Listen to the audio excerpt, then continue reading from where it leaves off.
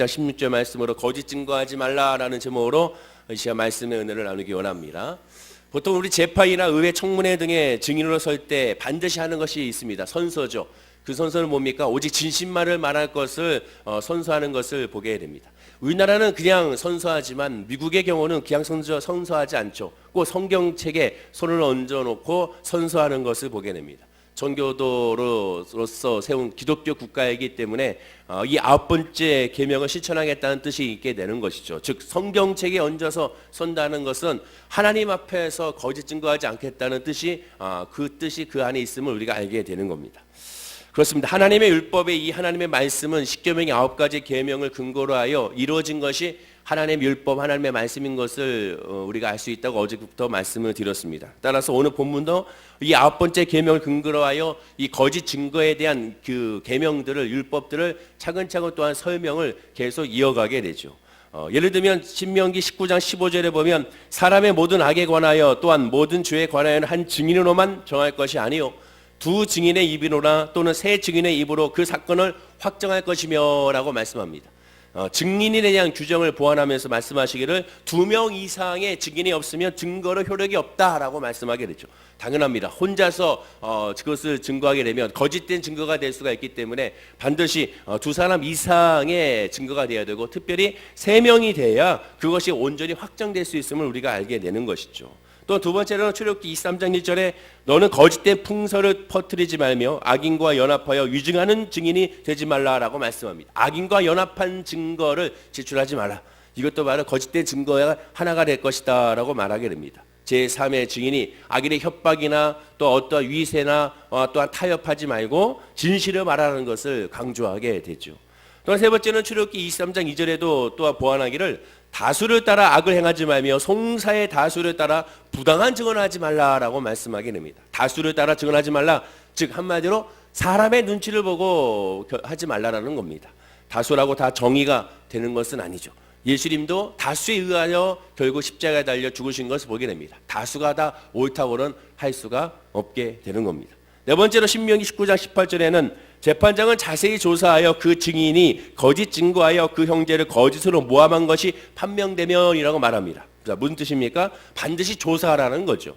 어떠한 증언이든지 간에 무조건 믿지 말고 반드시 재판장은 그 증언에 대하여 거짓인지 참인지를 늘 재판하고 또한 조사하라고 말씀하게 됩니다. 그리고 조사해서 거짓 증언으로 판명되면 그 무고하게 모함당한 자가 받을 벌과 같은 벌을 위증자에게 반드시 줄 것이라고 말씀하게 되는 겁니다. 어제 말씀을 나눈 대로 소를 훔쳐갔다고 거짓 증거하면 5마리를 갚아야 되는 거고 양은 4마리로 갚아야 하는 겁니다. 도둑질과 똑같은 모습으로 거짓 증거를 대하고 있으면 우리가 알게 됩니다. 즉 거짓말 그 자체가 거짓말 할 수 있지 그게 아니라 거짓말도 도둑질처럼 같이 여기고 있음을 우리가 알게 됐죠. 같은 죄와 같은 형벌을 하나님은 나타내는 것을 보게 됩니다. 우리나라도 마찬가지입니다. 만약 유증할 경우 우리나라는 어떻게 됩니까? 5년 이하의 징역이나 1,000만 원 이하의 벌금을 부과하게 되는 것을 보게 되죠. 다섯 번째로 신명기 13장 9절에 보면 너는 용서 없이 그를 죽일 때에 내가 먼저 그에게 손을 대고 후에 무백성이 손을 대라라고 말합니다. 여호와 외에 다른 신을 섬기는 자에 대한 말씀인데 다른 신을 섬기고 우상을 섬기는 자를 어떻게 하느냐? 반드시 그를 죽이는데 용서 없이 그를 죽이라고 말씀합니다. 즉 십계명의 첫 계명을 어기고자 하는 자는 가차없이 죽이라는 것이죠. 그런데 단 첫째 증인이 먼저 돌을 들어서 치고 그것에 대해서 첫 번째로 증언한 사람이 먼저 돌을 들어서 그 사람을 치고 그 모습을 보고 다른 사람도 그 다른 백성들도 같이 그것을 따라 행하라고 말씀하게 되는 겁니다. 왜 그렇게 했을까요? 아무래도 사람을 돌을 던져 죽인다는 것은 큰 부담이 될 수밖에 없기 때문에 그렇습니다. 그래서 모두가 인정하는 확실히 증거가 있을 때 그 증거를 말씀하고 있는 또한 말하고 있는 그 한 사람이 먼저 돌을 쳐서 그에게 던지면 그 모습을 통하여 다른 사람 똑같이 행하라라고 말씀하게 됩니다. 오늘날 이와 비슷한 일들이 일어나고 있죠. 즉 사형 집행을 했을 때 특별히 군사법정에서의 사형 집행은 반드시 총살이지 않습니까? 근데 이 총살을 할 때 약 10명 정도가 총을 들고 군인들이 총살을 하게 되면 그 10명의 그 총 안에 다 실탄이 들어있는 것이 아니라 반 정도는 공포탄이 들어있고 반 정도는 실탄이 들어있게 되는 것이죠. 그렇게 한 이유는 무엇이냐? 병사들이 그래도 사람을 죽이는 것이기 때문에 아무리 범죄인을 하더라도 사람을 죽이는 거기 때문에 내가 저 사람을 죽였는지 아닌지를 알 수 없게 하기 위하여 그 안에 공포탄과 실탄을 넣어서 그나마 자기 마음 가운데 죄책감을 덜게 하는 의미가 그 안에 있게 되는 것이죠. 그래서 쏴긴 쐈지만 내가 저 사람을 죽일 수도 있고 아닐 수도 있다는 것을 깨달아서 스스로를 유연하게 되는 것입니다. 사도행전 7장에서 스데반이 순교를 당할 때 보면 58절에 보면 증인들이 옷을 벗어 사울이라는 청년 앞에 그것을 두었습니다. 그리고 8장 1절에 보면 스데반의 죽음을 바울은 마땅히 여겼다고 얘기하죠. 바로 이 율법을 그대로 실천한 겁니다. 그리고 나서 사울이 먼저 돌을 던졌을 때 따라서 일제히 백성들이 따라 돌을 던지게 되는 것을 보게 되는 것이죠. 사울 즉 바울은 스데반이 조상들이 믿던 여호와 외에 다른 신이 예수를 믿었다고 판단하여 이 율법을 그대로 실천한 것을 보게 되고 율법대로 행한 것을 보게 되는 겁니다. 또한 찬성했다는 것은 그 처형을 그가 주도했다는 것을 의미하게 되는 것이죠. 이와 같이 율법이 증인과 증언에 대하여 철저하게 규정 보완하고 있는 것을 보게 되는 것이고 거짓 증거를 그래서 절대로 대수롭게 보아서는 안 된다고 말씀하게 됩니다. 거짓 증거는 결국 살인과 같은 모습으로 하나님은 보고 있다라는 겁니다. 거짓말 그 자체가 그만큼 무시무시한 범죄라는 것을 말씀해주고 있습니다. 예를 들어서 우리나라도 얼마 전에 한 유명한 배우가 미투 운동이 일어나자 그 미투 운동으로 말미암아 자기는 아니다라고 계속 모함이라고 버텼다가 나중에 진실이 밝혀지자 그 모습으로 말미암아 이기지 못하고 사랑하는 딸에게 미안하다는 말만 남겨놓고 자살에 이른 것을 보게 되는 것이죠. 만약에 정말 그 사람이 무고했더라면 진짜로 무고한 미투의 모습이었다면 그 사람은 만약에 그것이 밝혀진다 하더라도 그 하나의 미투 운동의 주홍무씨가 되어 평생 그것에 대한 상처를 안고 지내게 됩니다. 사람들은 처음에 누명 쓴 것만 기억하지 그것이 누명이란 그 사실에 대해서는 크게 집중하지 아니하는 것을 보게 되죠. 유명했던 개그맨 주병지 씨도 2000년도에 여대생 사건으로 말미암아 완전히 추락을 했었죠.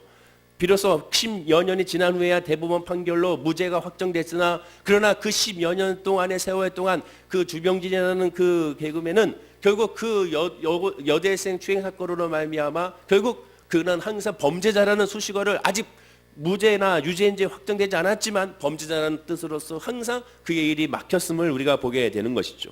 즉 거짓 증거는 인격적인 살인일 뿐만 아니라 이처럼 실제로 살인까지 사람의 죽음까지도 이어지게 되는 것을 보게 되는 겁니다. 그래서 거짓 증거는 살인죄와 마찬가지의 모습으로 하나님은 말씀해주고 있다라는 것이죠.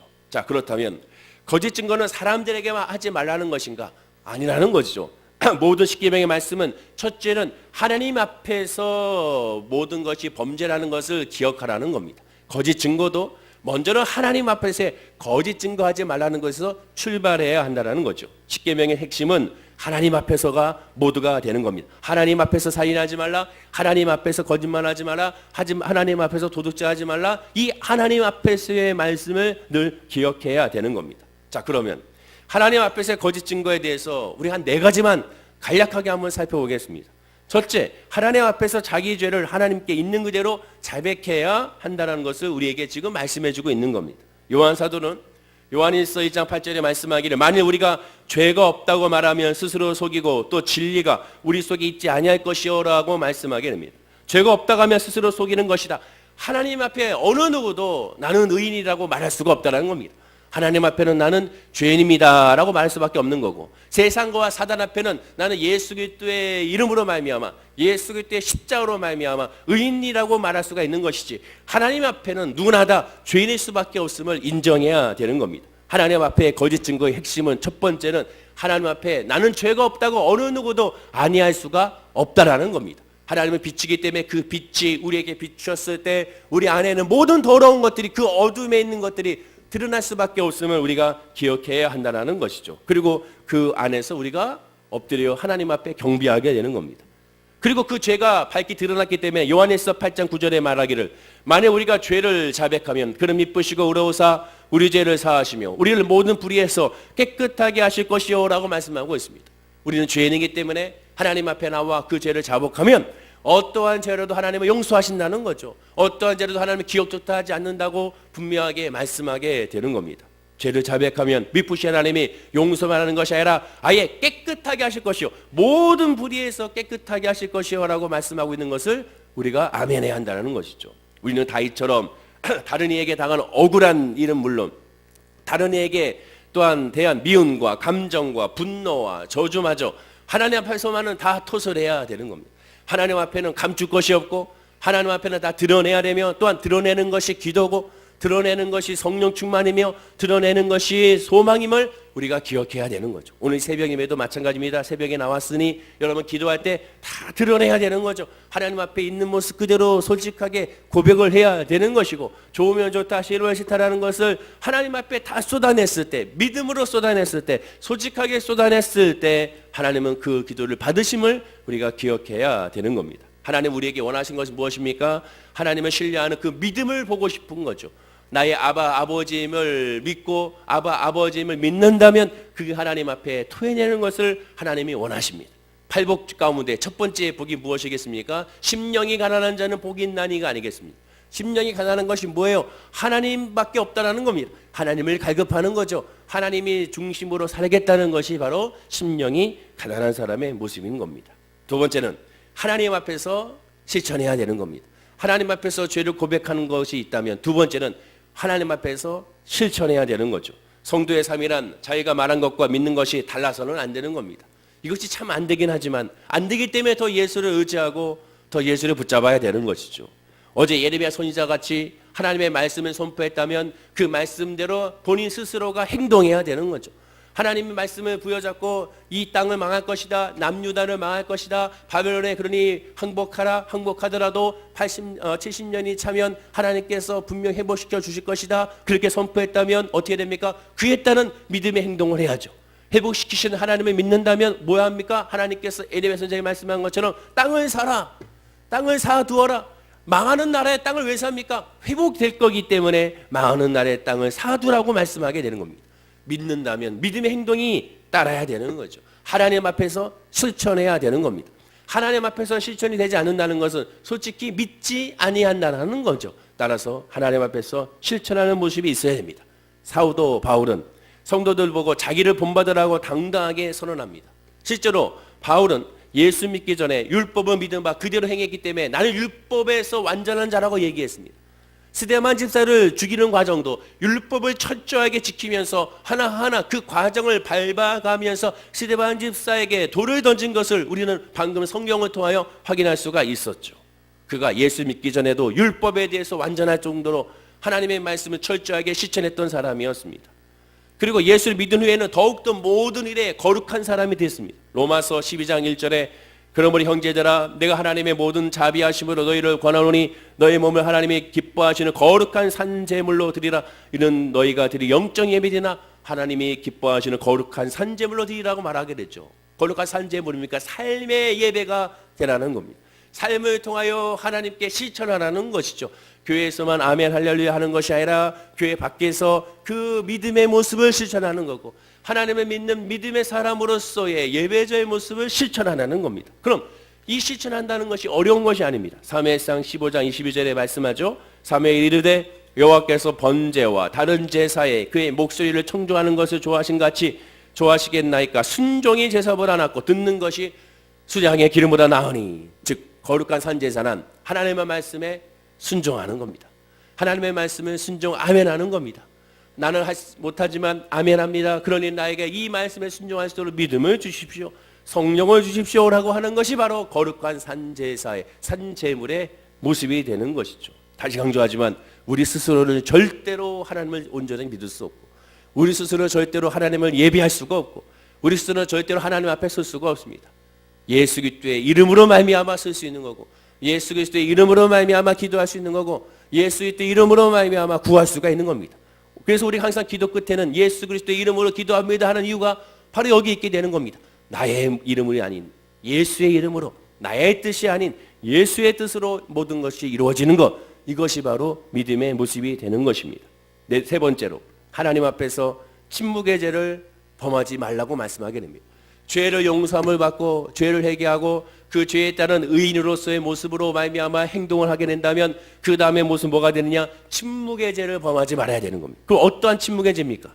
레위기 5장 1절에 말씀합니다. 자, 이 말씀을 다 함께 한번 읽어보겠습니다. 자, 화면과 함께 시작. 만일 누구든지 저주하는 소리를 듣고서도 증인이 되어 그가 본 것이나 알고 있는 것을 알리지 아니하면 그는 자기의 죄를 져야 할 것이요 그 허물이 그에게로 돌아갈 것이며 그가 본 것이나 알고 있는 것을 알리지 아니하면 그는 자기의 죄를 져야 할 것이요. 하나님은 침묵을 위증죄와 같은 범죄로 취급하고 계십니다. 그러면 그 침묵이 뭡니까? 내가 본 것, 내가 알고 있는 것을 알리지 않는 것이라고 말씀하게 되는 겁니다. 침묵은 결코 선한 것이 아니에요. 착한 것이, 가만히 있는 것이 착한 것이 아닙니다. 예수 그리스도의 믿음 안에 있고 하나님의 말씀 안에 있으면 내가 본 것, 아는 것을 전하지 아니할 수가 없는 겁니다. 내가 예수 그리스도의 믿음의 은혜 안에 있다면 당연히 전해지게 되는 거예요. 믿음의 은혜 안에 없기 때문에 전하지 못하는 겁니다. 하나님을 하나님으로 믿지 못하기 때문에 전하지 못하는 거예요. 예수 믿는 것이 참 좋다는 것을 깨닫지 못하니까 전하지 못한 겁니다. 사마리아 여인을 보십시오. 예수를 만나자 물 웅덩이를 버려두고 마을로 들어가서 자기를 시기하고 자기를 미워하고 자기를 부정하다고 생각하는 그들에게 담대하게 예수의 복음을 전하지 않습니까? 자기의 환경과는 상관이 없어요. 내가 가난하든 또한 내가 부자이든 내가 똑똑하든 내가 무식하든 이건 상관이 없습니다. 내가 예수를 알게 된다면, 내가 그리스도의 복음을 알게 된다면, 내가 하나님의 은혜를 알게 된다면 전하지 아니할 수가 없게 되는 겁니다. 침묵의 죄는 하나님께서 반드시 그것을 갚는다고 말씀하게 됩니다. 예수 그리스도의 믿음 안에 있습니까? 전도는 전도하세요 해서 전도하는 것이 아닙니다. 내가 믿음 안에 있으면 전도하게 되는 거예요. 그렇다고 해가지고 본격적으로 나가서 하루 종일 전도하는 것이 아닙니다. 내 주변 사람들에게 예수를 위하여 한마디 하는 겁니다. 그리고 그들을 위하여 기도해 주는 거예요. 그것이 바로 전도하는 겁니다. 하나님은 나를 통하여 역사하신다는 것을 믿기 때문에 내가 이 시간에 한마디 하지만 내가 이 씨뿌림을 통하여 하나님께서 자라게 하실 것이라는 믿음의 확신이 갖는 거죠. 그때가 언제인지 모르지만 내 부모를 위하여, 내 자녀를 위하여 예수 이름을 전하고, 내 지인들에게 예수 이름을 전하고, 직장과 사업장에서 예수 이름을 전하는 겁니다. 스쳐 지나가시 전한다 하더라도 복음을 전하지 아니할 수 없는 것이 바로 믿음의 사람의 모습임을 기억해야 되는 거죠. 침묵의 죄는 또한 많은 주의 종에게도 연결이 될 것입니다. 오늘날 많은 메시지가 복음이 사라지고 있는 메시지 시대가 됐다고 하지 않습니까? 복음이란 뭡니까? 예수 그리스도를 전하는 거잖아요. 예수를 전하는 것이 복음의 핵심인데 예수를 전하지 않고 세상을 전한다면, 예수를 전하지 않고 살아가는 재밌는 이야기만 전한다면, 예수를 전하지 않고 세상의 물질을 전한다면 아무가 의미가 없는 겁니다. 분명히 말씀을 전한 것 같지만 그러나 남아있는 것은 예수가 아니라면 말씀은 회개의 영이 임하는 거고, 말씀은 돌아오는 말씀이기 때문에, 말씀은 부딪힘이 있는 거기 때문에 부딪힘이 없다면 온전한 복음이라고 할 수가 없게 되는 겁니다. 따라서 항상 하나님의 말씀 선포에 복음 중심으로 이루어져야 되는 것이죠. 에스더 4장 14절에 보면 에스더에게 민족의 유익에 대하여 침묵하면 하나님께서 멸망시킬 것이다 라고 분명히 말씀하고 있지 않습니까? 또한 하나님은 또 에스겔 선지자를 통하여 에스겔 34장 6절에도 파수꾼이 대적이 침입하는 것을 보고도 나팔을 불지 않아서 백성이 공경에 빠지며 파수꾼의 죄부터 먼저 물을 것이라고 선언하게 되는 겁니다. 내가 알고 있는 것 전하지 않을 수가 없고, 내가 은혜 받은 것 전하지 않을 수밖에 없고, 내가 깨달은 것 전하지 않을 수가 없음을 기억하고 전하는 자가 되어야 되는 겁니다. 그럼 왜 우리 전하지 못할까요? 아까 말씀드린 것처럼 은혜 안에 거하지 못하기 때문에 그렇습니다. 성령 충만함이 아직 임하지 못하기 때문에 그렇습니다. 예수를 안 믿는 건 아니죠. 믿긴 믿는데 그 믿음이 내 영 가운데 부딪히지 않기 때문에 그렇습니다. 하나님에 대한 부딪힘이 있어야 되는 거죠. 그 부딪힘이 있을 때 기도하게 되고, 그 기도가 힘있게 되고, 그 힘있는 기도에 하나님의 인도함으로 말미암아 열매를 맺게 되는 겁니다. 마지막 네 번째로 하나님 앞에서 다른 복음을 전하지 말아야 되는 겁니다. 바울은 갈라디아서 1장 8절에 예수의 십자가 복음 외에 다른 복음을 전하면 천사라도 저주받을 것이라고 선언하고 있습니다. 예수님의 십자가 대속 죽음으로만 부족하니 할례 또는 회개, 제사, 선행 같은 인간의 공로가 더 필요하다고 말하는 분들이 있습니다. 그것이 바로 다른 복음이라는 거죠. 예수 외에 다른 것은 없습니다. 예수 이름 외에 다른 것을 우리에게 구원의 길을 열어주지 않았습니다. 예수 외에 어떤 행위도 필요 없어요. 예수만 믿으면 되는 겁니다. 그리고 예수 믿었을 때 다른 행위는 나타나게 되는 거예요. 행위가 먼저가 아니라 예수가 먼저죠. 예수 그리스도를 먼저 믿는 것이 먼저고, 예수 앞에 엎드려지는 것이 먼저고, 예수의 이름을 부르짖는 것이 먼저고, 예수가 먼저입니다. 그래서 교회는 예배가 먼저라는 거예요. 봉사가 먼저 아니라 예배가 먼저 예배를 통하여 봉사가 이루어지는 거예요. 봉사를 통하여 믿음이 이루어지는 것은 아니에요. 예배를 통하여 봉사가 이루어지는 겁니다. 그리고 그 예배란 다른 것이 아닙니다. 말씀이에요. 말씀 중심으로 됐을 때, 말씀을 들었을 때, 말씀으로 말미암아 부딪혔을 때, 말씀으로 말미암아 회복의 역사가 나타나게 되는 겁니다. 따라서 항상 다른 복음이 아닌 예수 복음을 우리가 들어야 되고, 예수 복음 하나님의 말씀으로 말미암아 우리가 움직여야 되고 일어나야 되는 겁니다. 모든 기독교 이단들은 예수님의 십자가 죽음으로 인류에 대한 구원의 길이 열렸다고 인정합니다. 이것은 다 인정해요. 이단이 뭡니까? 끝이 다른 거잖아요. 예수 그리스도가 구원이라고 다 인정합니다. 그러나 개인적으로 구원을 얻으려면 거기에 하나 더 있어야 한다는 거예요. 이런 것 저런 것들을 더 덧붙이게 됩니다. 그리고 사람들은 그런 복음을 좋아합니다. 예수로 충분하다는 것에 대하여 부족하다고 여겨요. 뭔가 있어야 한다고 생각합니다. 왜냐? 자기에게 뭔가 의미 있는 일을 더 해야 그거로 말미암아 스스로가 만족을 누리기 때문에 그렇습니다. 말하자면 성도도로 인간적인 자기 의를 자랑하게 만드는 것, 그것이 바로 다른 복음이 돼버리고야 마는 거예요. 그것이 바로 이단이 되는 겁니다. 예수 외에는 아무것도 없습니다. 예수 외에 치료자가 없고, 예수 외에 위로자가 없고, 예수 외에 상담자가 없으며, 예수 외에 소망이 없습니다. 따라서 오늘 이 새벽에도 부르짖고 간구할 것은 예수밖에 없는 거고, 오직 자나깨나 입술에서는 예수밖에는 우리가 선포할 수밖에 없음을 기억하고 깨달아 알아야 되는 겁니다. 하나님에 대한 위증하는 것 중에 가장 큰 위증이 바로 예수님을 부인하는 것입니다. 신앙생활이란 그래서 예수 십자가의 증인으로 사는 것이 바로 신앙생활의 모습이 되는 것이죠. 제가 오늘 이 네 가지의 말씀으로 말미암아 하나님 앞에서의 실천할 수 있도록 하나님께 기도하고 간구해야 됩니다. 저도 마찬가지지만 이것을 우리가 스스로 할 수가 없어요. 하나님의 은혜가 임해야 우리가 이 모든 것들을 해나갈 수가 있게 되는 겁니다. 따라서 이를 위하여 우리가 부르짖고 이를 위하여 구해야 되는 거죠. 한순간도 예수 그리스도의 십자가를 바라보지 아니하면 딴 생각이 나고 세상적인 생각이 나고 세상 욕심이 들어오고, 그렇게 되면 어떻게 됩니까? 세상 욕심이 들어오고 자기의 만족을 생각하게 되면 섭섭한 마음이 들어오게 되고, 그리고 섭섭한 마음이 들어오게 되면 그 사람이 또 미워지게 되고 환경으로 말미암아 좌절하게 되고, 그로 말미암아 결국에는 스스로가 무너지게 되는 겁니다. 그러나 예수 그리스도를 바라보고 하나님을 바라보게 되면, 하나님으로만 만족을 누리게 되면 환경이 중요한 것이 아니라 주님을 바라보고 한 걸음 한 걸음 믿음의 행진을 할 수가 있게 되는 것입니다. 눈에 보이지 않고 손에 잡히지 않고 귀에 들리지 않아도 주의 말씀으로 말미암아 주님께서 말씀하셨으니 나는 이제 승리합니다. 주님께서 말씀하셨으니 나는 회복이 됩니다. 주님께서 말씀하셨으니 이제 나는 승리합니다는 그런 믿음의 고백으로 아멘 할렐루야 할 수 있고, 그래서 아무것도 이루어지지 않지만 그 마음 가운데 하나님의 은혜와 평강이 내 생각을 지금 지키고 있기 때문에 아무것도 없지만 예수 그리스도를 담대하게 복음을 전할 수가 있게 되는 겁니다. 사랑하는 성도님들, 오늘 십김의 말씀이 거짓 증거하지 말라가 이 세상적인 거짓 증거로 끝나는 것이 아니라 먼저 하나님 앞에서의 거짓 증거하지 말라는 것을 기억하고, 나는 과연 하나님 앞에 거짓 증거하고 있지 않는가? 정말 내가 예수를 믿는가? 정말 내가 예수로 만족하는가? 정말 하나님이 내 삶의 주권자라고 정말 믿고 있는가? 믿고 있지만 다른 것을 또 의지하고 있지는 않는가? 한번 생각해보고 처음부터 끝까지 오직 하나님만 바라보고 예수 이름으로 선포하는 우리 월계수목회 오늘 새벽에 예배드리는 모든 성도님에게를 간절히 축원하고 기도드립니다. 기도하겠습니다. 아버지 하나님 감사합니다. 거짓 증거하지 아니하는, 특별히 하나님 앞에서 거짓 증거하지 아니하는 하나님의 사람들이 되게 하여 주시옵소서. 우리의 믿음은 예수 십자가의 증인으로 사는 것입니다. 교회에서만 증인으로 사는 모습이 되는 것이 아니라 또한 하나님의 말씀을 부여잡고 있는 것이, 예배 때만 하나님의 말씀을 부여잡고 있는 것이 아니라 그 말씀을 평상시에 우리의 삶 가운데 늘 부여잡고 나아가는 하나님의 자녀들이 될 수 있도록 인도하여 주시옵소서.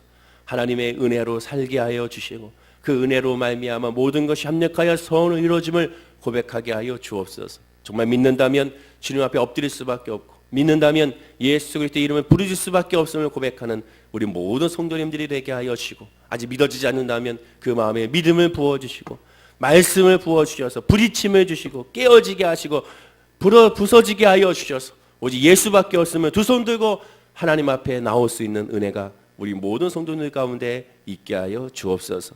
예수밖에 없음을 고백하고 예수로 위로받길 원하며 예수님의 이름으로 기도드립니다.